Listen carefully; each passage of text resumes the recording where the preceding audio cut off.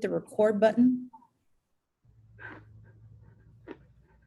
Welcome everyone to our 12 o'clock session. This is Sex Ed and Sex Ed Resources with Amy Turner. Amy, I will let you take it away. Thank you so much for joining us today. We are happy to have you. No problem. I will go ahead and share my screen with you all.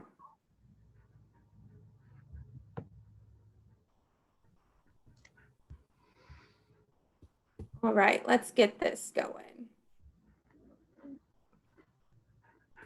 Can everybody see everything okay? We're good? Yes. Awesome. Okay. So we're going to talk about some healthy relationship stuff. So that includes sex ed, consent, boundaries, all of those types of things. I think Mimi sent the toolkits and all of those things to you as well, right? Yes, they should have them in their email from last night, and I'll be sharing them. Awesome. I'm going to go through them and kind of review everything. But these are all the toolkits and activities and resources for you to use in your classrooms.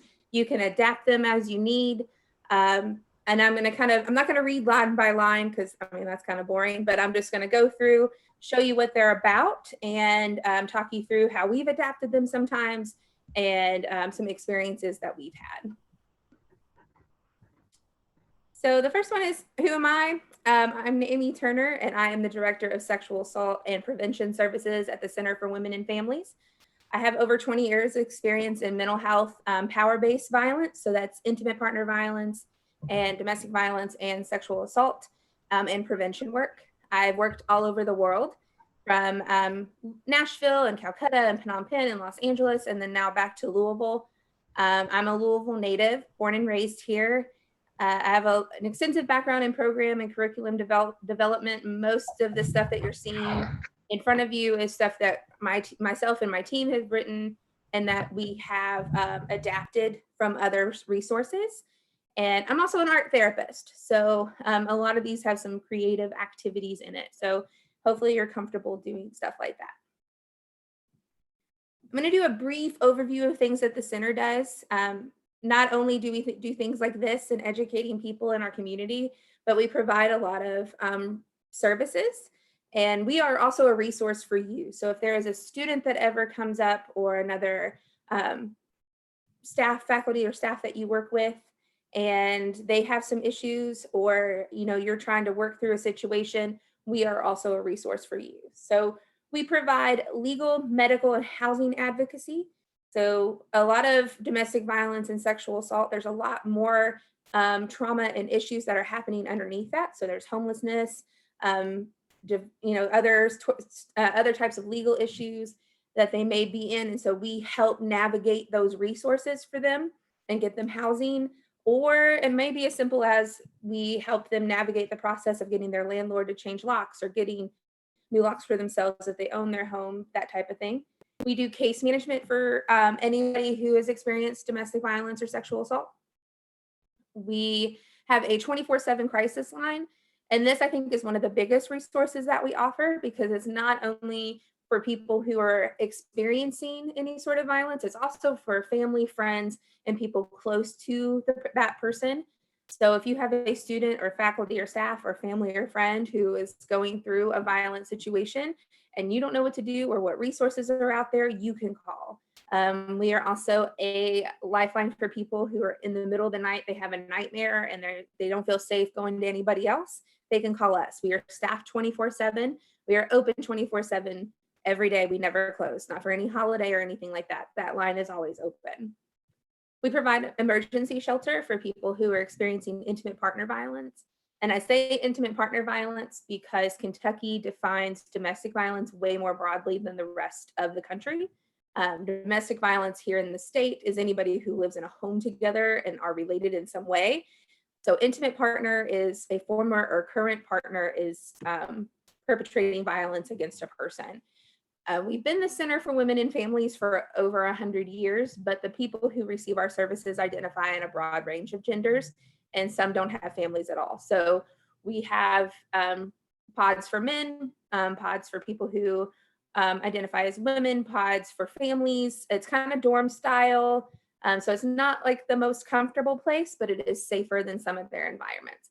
And our emergency shelter is for people who are within 24 to 48 hours of lethality. So we have an assessment that we do with people over the phone or in person, and we can determine whether or not they are at risk of death. And those are the people who go to our shelter.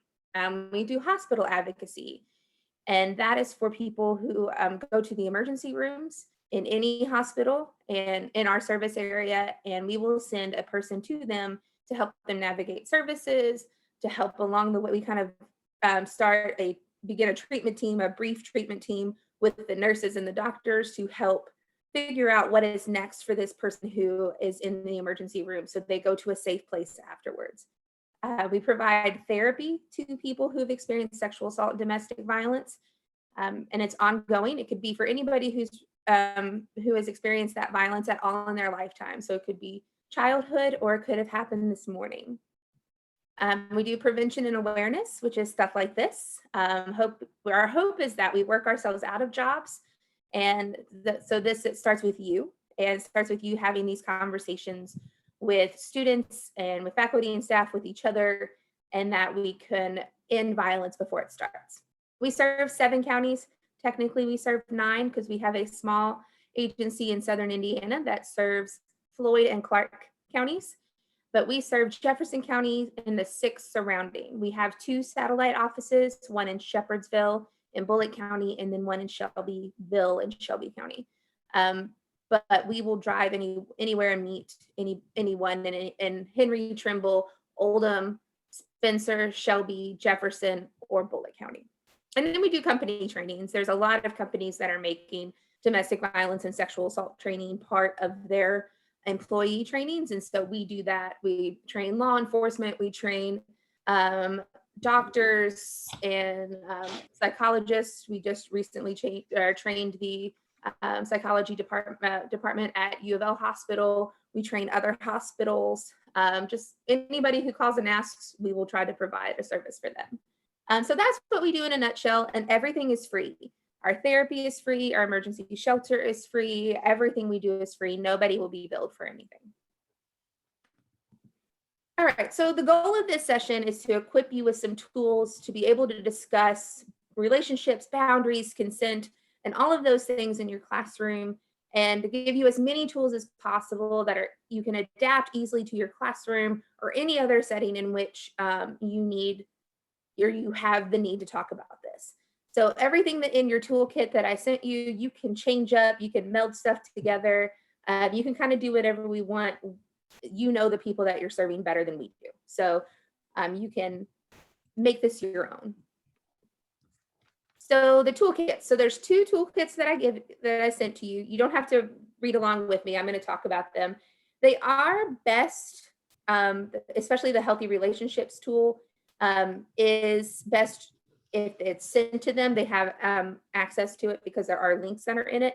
The self-care toolkit can be printed out, and it has stuff for teens and self-care, different types like moving your body, using pillows, taking a hot shower, taking a break, making a to-do list and finishing one thing at a time, talking to someone, that kind of thing. And goes through all of that, different self-care activities, different videos that they can watch, that kind of thing. So it's a really good, we made these at the beginning of quarantine because we had a lot of students who we work with on our teams that were, having a hard time taking care of themselves through the changes of having to do school online and having to be locked in the house with their parents all the time, not being able to go anywhere and see their friends. So taking care of yourself is a big thing that we preach to everyone, teens and adults alike. So this is a great resource, and it's a good resource for adults too. So there's some good resources in there. There's some yoga videos, all kinds of different things. There's all kinds of different resources. There's also the healthy relationships toolkit. Excuse me. And this includes all kinds of resources and activities and discussion questions that you can have one-on-one with students or in groups with students who, if it's an activity in your classroom or you're sharing with a student who you have a relationship, a closer relationship to who might come to you having some issues in their relationships. It has videos to watch. It has all different kinds of things. I think it's a really good resource. It also helps practicing identifying some red flags in relationships, what's unhealthy and what's healthy, and also not just romantically, but in their friendships too, because there's, I think boundaries and consent and all of that is important in no matter what kind of relationship that you're in. So this is the other one that I sent you. All right, so now we're going to move into the activities, and there is an activity booklet that was sent to you, and I think it's like 50 pages long, so, or something of that extent. I printed it out, but I did not copy everything.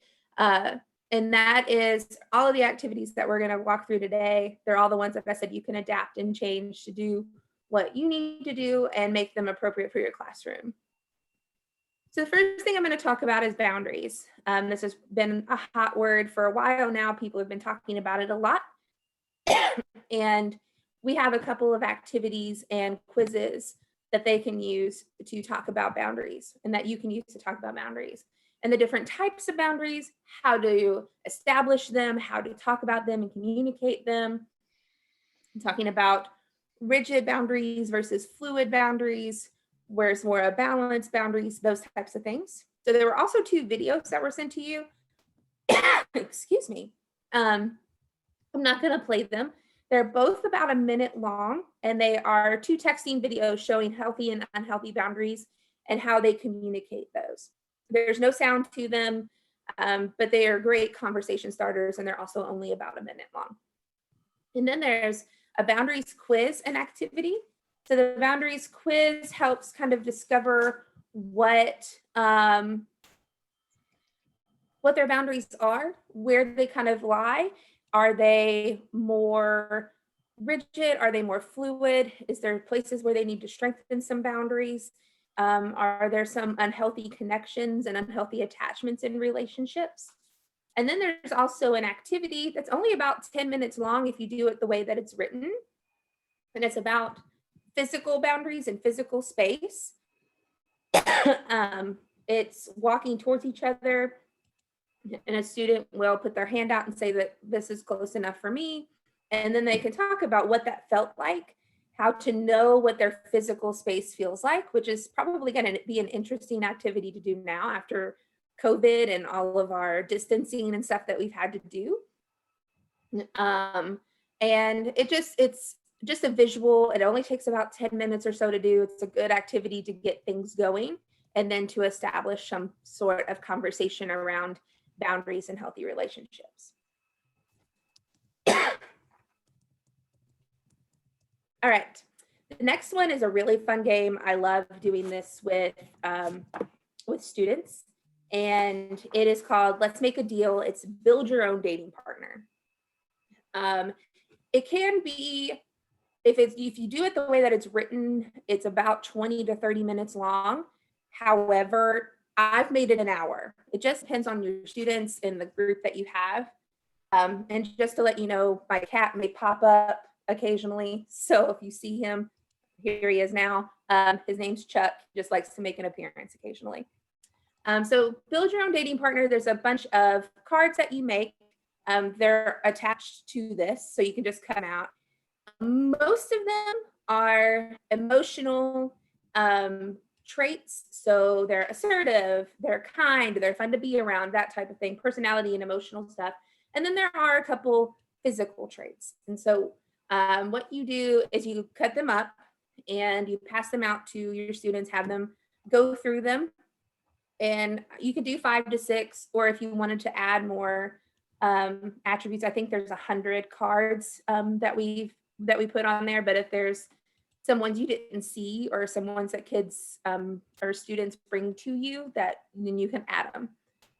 And you pass those out. They can go through their hand and see that, oh, there's, like, I'm happy with these 4, but I really don't want this other one. And then you give them 5 to 10 minutes to trade amongst their peers. And then have a conversation about why those 5 cards in front of them are important in a relationship, It's also a great place to start discussing, especially if a physical trait is important to them. If it's, because I think one of them is that they're tall or they have a nice butt or something like that. Like, why is that important to you? And there's also a few that are, that you would see as more negative. So jealous, possessive, they're moody, they push each other's boundaries. And if somebody has that as something that is in their ideal, ask why. Having the conversation around jealousy, that happened the last time I did this game. It was at a school in Bullitt County, pre-COVID, and we discussed it. It was a great conversation about jealousy, location sharing, who they can and cannot be friends with, who they can be around, that type of thing. And it was a really, really interesting conversation into that world, since I was born and into adulthood before social media. So it was a really interesting conversation to have, and also to see like what they think is important in a relationship versus what might be important as you become an adult. The next one is evaluating my relationship. This is another activity that can take 20 to 30 minutes if you do it as written, but you can also make it stretch if you need to have it for more time or shorten it. There are 2 signs that you label healthy and unhealthy. I often put them up and have students move back and forth, so we're not just sitting down the whole time, but you could do it any way you want to do it. And there are different statements to read. And so you read them and you say, like, one of them is, I have the right to be myself without changing or pleasing others. And you have them choose whether that's healthy or unhealthy. And, have a conversation of, especially if I think that that's fairly healthy, but you can have a conversation as to why, if somebody says it's unhealthy, and have them kind of challenge their beliefs on things. And have them come up with ideas of their own. I've done that before in the classroom setting when we've done this. And I mean, really great conversations. I think teens have brilliant minds, and especially when they're in the beginning of developing a lot of their relationship skills. I did this also pre-COVID with a class of seniors who were getting ready to go to college, and talking about how their boundaries may change, how they've changed through high school, how they think they would change once they became, college adults. And it was just really interesting and really, really fun to see what they talk about, why they don't stand up for themselves sometimes, why they may not be assertive about some things, all kinds of stuff. And there's, I think, about 100 cards on that one too. But as I said, you can adapt, you can change, you can add to. Nothing that we've given has to be done the way that it's written. Next is finding resources for safety.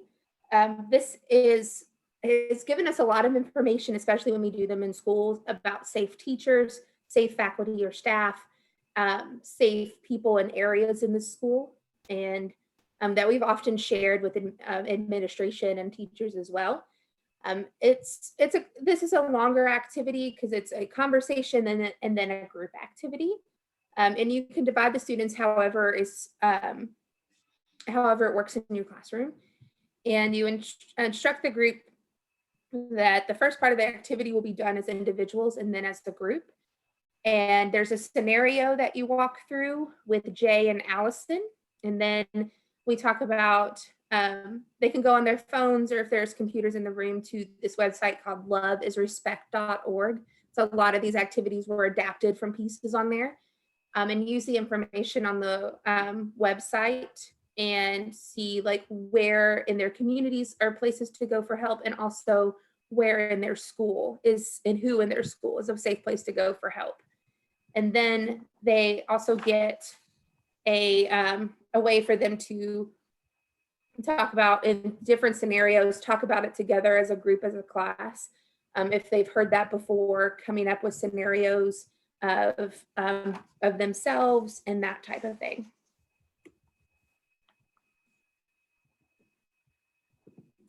This one is my favorite activity. Absolutely my favorite activity. It's sound relationships. It's a group activity. You can do it as a full class if you wanted to, but it involves music. It is super fun.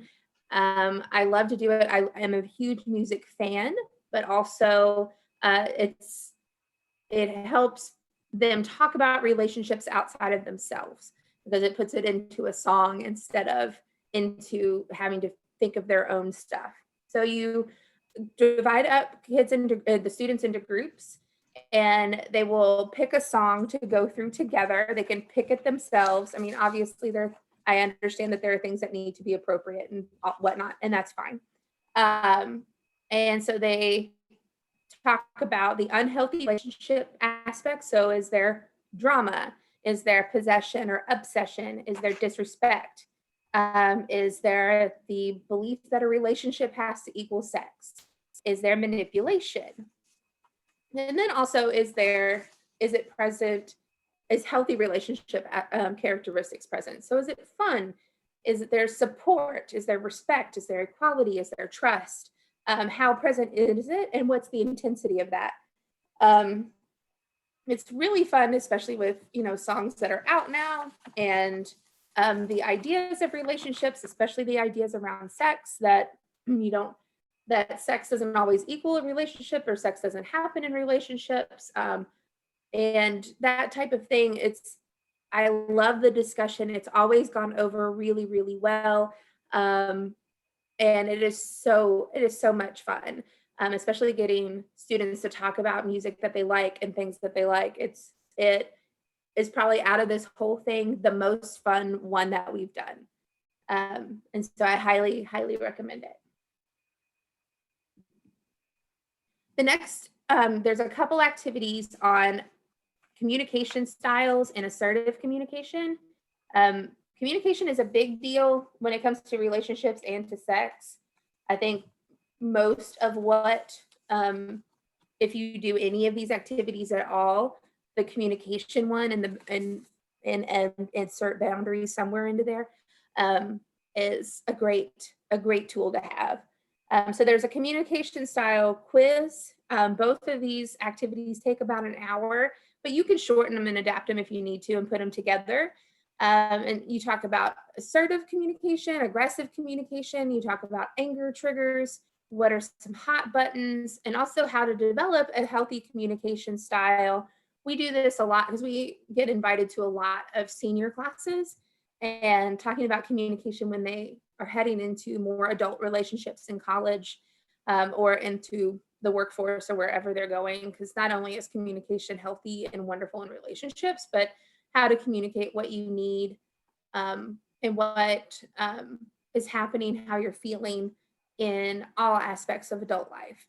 And they talk about passive communicators, passive aggression, and all that kind of stuff, how to point that out, how to respond to that, and how to develop those habits as they progress in through adulthood, and also through their, if they're younger students, how to practice that amongst their peers now. Because a lot of these activities are to develop tools in themselves to be active bystanders and to hopefully stop violence before it starts. And to be able to talk about these things and to do these things now and develop those skills now, so they may not approach violence in the future. Do we have any questions or anything so far? I can't see the chat or anything, so I just wanted to make sure that I haven't skipped over somebody. No, we don't have any questions in the chat so far. Does anybody on here have any questions that they want to ask? Or you can still add them to the chat.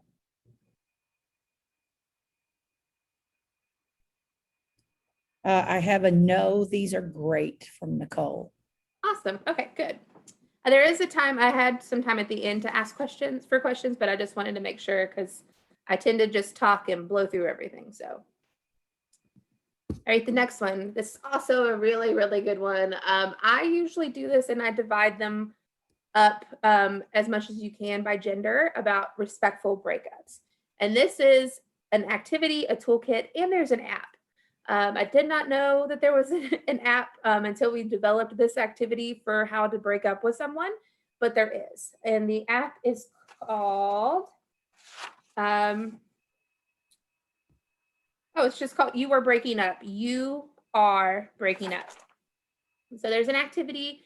It's about 30 minutes long-ish. You can make it longer, you can make it shorter. There's a communication handout of how to communicate you're breaking up. It's really interesting because the first question is like, how do you break up with somebody? And talking about how various ways people have broken up with someone, what's appropriate, what's not. How does it feel when people break up with you in this way? If it's over text message, over email, social media, those types of things. And, talking about what breaking up looks like, what that means for relationships, what it means for the relationships that they had. So there are friendship breakups and there are romantic relationship breakups. There are tons of different types of breakups. And so what does that look like? How can you do it respectfully so both people are safe when they exit that situation? What to do when you see each other again, and how to do that safely for both people. What is still, it's important. Why is it important to be respectful in a breakup? Like what, and all of those types of conversation. The app is super handy because they can, they can do it on their phone. They don't have to have the conversation with you. They can get these tips right away. And it's also that it has like self-care tips in it. Talking about photos, and revenge porn is a thing, especially amongst youth, and how to delete photos from people's accounts, and how to report those photos, and what you need to do, and how they could do that without having to. I think reaching out to an adult is important when I say this, but how to navigate that without involving a ton of adults, because I know it can be also embarrassing. How to cover things up, how to get through a breakup emotionally when you've been broken up with, and also emotionally when you've done the breaking up. It's a really great tool, and it's you can present it and they can do it on their own, and it's something that continues to go. This is also another one. It's called Stay, Talk, or Go, and it's about an hour long, and it is adapted from a website called Break the Cycle, which is breaking the cycle of generational violence and violent relationships. There are a couple of quizzes in there. And so there is a relationship spectrum card, which are in the it's in the toolkit. And it's just a few cards. So some of them say tries to keep me from seeing or talking to my family. We make decisions together, does nice things for me, is angry or violent 1 minute and sweet and apologetic to the next. And so the premise is it's to help decipher when it's good to say how you talk about what's going on, or if it's time to go, especially if there is a cycle of angry and then sweet, angry and then sweet. Because a lot of violent relationships doesn't mean that it's physically violent, that it could be emotionally and psychologically violent, and that could manipulate itself into other things and grow. There is a healthy relationships quiz that goes along with it that they can take on their own and see where they are on that thing. And so this is another activity where they kind of move around the room. So you have a stay section, a talk section, and a go. And so they can move around that, because some of these are, well, if they say nice things and do nice things for me, that seems relatively healthy. And then you can also throw in kind of some other scenarios in there. So when does that become manipulative and unhealthy? So they do nice things for me, they say nice things for me or to me, but it's after we've they pushed me, or they, threw something at me, or they hit me. So yes, it's nice that they said something nice to you, but it's after something is to make up for something. So how to like decipher through what's manipulative and what's actually healthy.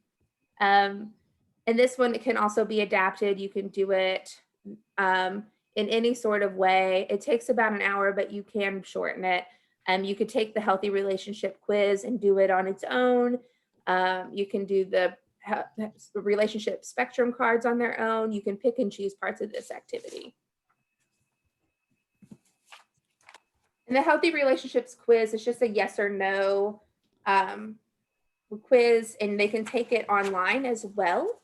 And it is through loveisrespect.org, which is in your packet.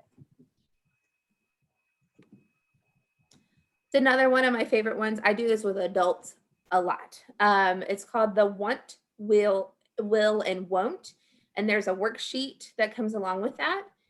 And so you instruct the person to talk about 2 things that they want in a dating relationship, 2 things that they'll do, or you can do more, but at least 2, and 2 things that they won't have in a dating relationship. So they're absolute no's and they're absolute yeses.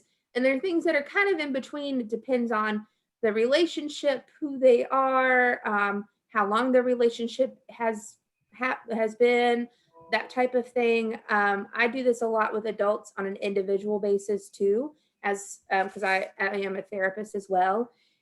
And talking about boundaries in relationships, how to communicate them.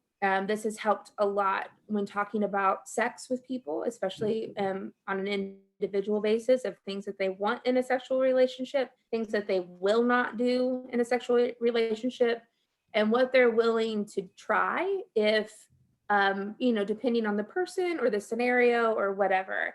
And then if you're doing this with adults, or not with adults, in a classroom setting, not on an individual setting or small group, there's also a scenario that you can go through between 2 people in a relationship, where you can decipher what one person wants, what the other doesn't, their boundaries, where it's evident in that, how they've communicated them. Did they communicate them well? Did they communicate them poorly? How can they do that better? And how to communicate things if there's a long-term or long-distance relationship, the relationship's long-term, if you've known each other for a while, how to decipher, how to ask the questions around what person's boundaries are, and that type of thing. So this is really fun. Like I said, I do it with adults a lot on an individual basis, because it helps kind of make those categories for them, and also helps develop the language about, like, this is what I want and this is what I won't do on any sort of level. And that was it. Is there any, or that's all that I have? I'll stop sharing my screen so we can have conversation.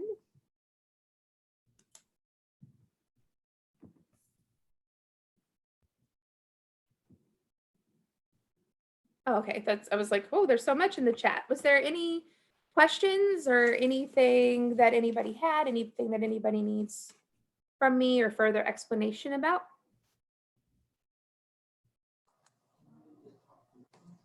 These are all really awesome activities. The one thing that I always struggle with when teaching this stuff is, and I think we all have this, the age range. Most of us freshmen, but then you have like a junior and senior sprinkled in there. And like the last activity, and of course I haven't like dove in and looked at it, but all I can think about is these 15-year-old boys saying what you would and well, I'm going to do it all, and like, there's going to have to be some really different kind of front loading if we did something like that. Like I just, like, we're trying to talk in, we're trying to show up in front of our friends. Yeah. Having real conversations. And I don't know how you all feel about that, but, I definitely see that as being a little bit of a, like, it sounds good. And then I think about, when you look at your audience, then I think, that's where I sometimes struggle. Cause I'm like, I want to get this, Yeah, oh, I 100% get it. I used to work with teenage males in the juvenile justice system, and I would do these activities with them too. And it was always, I'm going to show out for everybody that's in the room, and I'm like, you wouldn't do that. Like, I know you wouldn't do that, and I know that you're showing off. And that's usually when I try to like narrow it that it's only emotionally or psychological. It's not, we're not going to broach the sex part of it yet or the physical part of it yet, especially when there's a junior or senior that's sprinkled in the classroom. So it's a bunch of 15-year-olds, then, randomly a 17-year-old. While that may be only 2 years, that's still a big difference in maturity and experience of life. But also in any of these activities, if you're wanting to do them in your classroom, and you want one of us to come and kind of help facilitate that discussion, we're available. You can just email me and we can work that out with you all. Obviously we can't do all of the classrooms at once, but we've gone and spent a day in a health class and co-taught it with the teachers.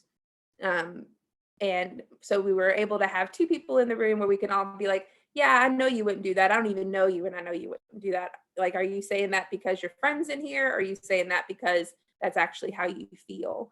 And had some really fun and interesting conversations through that. But we are also available for us to facilitate these for you, or to co-lead these with you to make it more comfortable in how to like manage that kind of conversation in the room. And that's also free. Like, you wouldn't have to pay us for that too.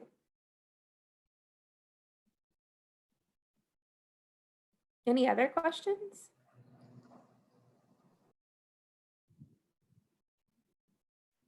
How does this relate to the work that you guys are doing with Jess? Mary Ann or Nicole or anybody, what do you guys think about this? I actually use loveisrespect.org right now with like to guide most of my healthy relationships. So this is perfect. I feel like this is going to be the perfect like bridge to get into more of a skills-based like practice. I was sitting here mapping out like a sketch of what I think about the skills and how we would teach them. Of course, I think we could definitely, sorry about the background noise. You're fine. You're fine. But I think when we meet in July, I think looking at these activities and then looking at kind of what we all think, I think I have a lot in my head right now. And I think when we sit down in July, I think it'll be really nice to be able to work it all out. Like I don't know. I have some, I don't want to get into it right now because it's a long conversation, but I don't know. I think it's going to be good stuff, but I appreciate these activities because I think that's what I needed is more activities around relationships. And so Nicole, I would love for you to share when we get together what you've already used with this, because I think that would definitely be helpful for me personally. We also have, back a couple years ago, there was a conversation between us and JCPS to integrate these into the health curriculum. And I have it mapped out. I can email it to Mimi and have her send it out next week. So you could see how we've kind of put it into the material you already do. And you're welcome to use it and, change it, delete whatever, or add to, and give you some sort of like framework for your conversation in July. That's awesome. Thank you. No problem. That conversation must have happened before I came around because I'm not aware of it. I think so. It was right at the beginning of my tenure at the center. So that was 2017. Yeah, I wasn't in this role yet. I'll say we hit it really hard a few years ago. I remember that, looking at different curriculums and whatnot, because I pulled from, they gave us a comprehensive sex ed book, which obviously with our standards, we can't use all of that, but I pull activities from it and I know exactly what you're talking about. Yeah, we like really looked at a lot of stuff back then. Yeah, I can get that to you sometime next week. I'll make a note to do that. Awesome. Thank you. No problem. Everything we have, we share. So if there's ever, some sort of conversation, not even just about sex or healthy relationships, but, there are other conversations that we do that we've written curriculum for. So if you want us to come in and facilitate it, or you just want to borrow activities from it and see it, we share everything. We don't like keep it hidden. So it's open for everyone. Anybody else have any thoughts or questions?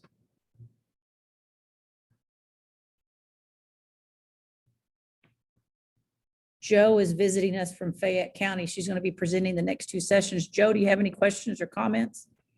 I'm going to put you on the spot. Well, thank you. I think this is an amazing resource. So I'm in Lexington. So do you travel to the Blue Bloods part of the state? There is our sister agency, which is Ampersand. They're in Lexington and they do the same stuff. Is it AMPERSTAND? Yep. Okay. Yes, thank you. I've been taking lots of notes. So thank you. They have a really great prevention team out there. I can't say enough about Shayla and her people. So you can ask them. I mean, I would drive out to Lexington, but they're already there. So. Well, thank you. I've learned a lot, so I appreciate it. Thanks No for letting me problem at come all. meet me. Oh, no problem. It's the least I can do. Anybody Well, else thank you all have so anything? much. Amy, this session has been amazing. I have shared all your resources with folks, and it's on if you missed it out, all of the resources from this week are in that document that I've been sharing out every night, all the presentations. So if you guys are looking for something or you missed something from this week, you can always go there. I am dropping the validation question. Joe, you don't have to worry about this validation question, but for everybody from JCPS, our validation question has just dropped so you guys can get your PD credit. Amy, I look forward to working with you more. This has Definitely. been, super duper excited to have you more involved in our schools. Yes, definitely. And you have my contact information. Feel free to share it. Oh, yes. And I will send you, it's a pretty big binder that I have of the curriculum. So be ready for a big email. It might be several that I have to send you and breaking it Okay, up perfect. sometime next week. All right, I'm going to hit the Awesome. Hey, stop. I have one thought in my head, and I Okay. don't know if anybody else would be willing to do this, but so she's not spread thin. If we got together and decided we like the same lessons, could we do like and I don't know if this has anything to do with, confidentiality, like since now we know how to use the virtual world, like what if she came to Fern Creek, but then she streamed it to me at Seneca, like say you were physically at Fern Creek with Nicole, and then we just did both of our classes together, and then even the kids could interact. I mean, is that allowed? Yeah. I mean, can we do that? Now that I we don't- all know how to I'm okay with that. Teams and Zoom and all this other stuff, like, I think it could work. is that allowed? I mean, can we do that kind of stuff? I don't see why we couldn't. You got my permission and I'm not going to ask anybody else, so they won't say no. I don't know, it just, Yeah, Something to I think throw that out would be there. cool too, because then we would get like a mixture of responses. Mhm. Like the kids would be able to kind of bounce off like different backgrounds too. That'd be fun. yeah. And I kind of like the idea of even the kids just interacting from different schools and just have like just that community building through JCPS would be kind of cool. Yeah, that sounds like a great idea.